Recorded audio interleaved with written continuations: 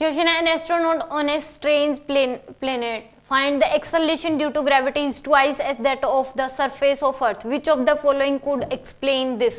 acceleration due to gravity क्या होता है, g equal to gme by में re का स्क्वायर एट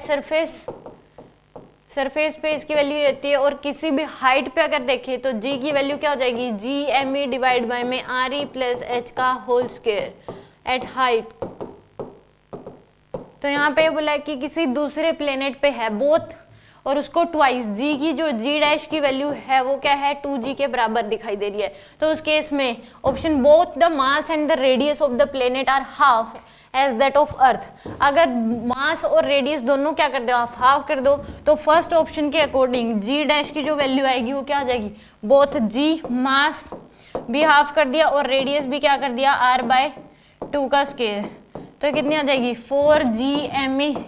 डिवाइड बाय में 2re का स्क्वायर, यानी कि कितनी हो जाएगी 2gme बाय में re का स्क्वायर, यानी कि फर्स्ट ऑप्शन क्या है सही, डबल हो जाएगी इस केस में अगर मास भी हाफ ले ले और रेडियस भी half. Radius of the planet is half as that of earth but the mass is same. Radius अगर हाफ कर दिया तो उस केस में g की वैल्यू g डैश की वैल्यू क्या हो जाएगी 4g के बराबर, 4 टाइम्स हो जाएगी। Both the mass and radius of the planet are twice, दोनों मास और रेडियस दोनों अगर कर दिए तो ये क्या हो जाएगी हाफ हो जाएगी। पहले से मास क्या कर दिया आपने, g डैश की value 2m into g divide by में रेडियस भी क्या हो जाएगी 4re का स्क्वायर, तो ये क्या आ जाएगी हाफ आ जाएगी। Mass of the radius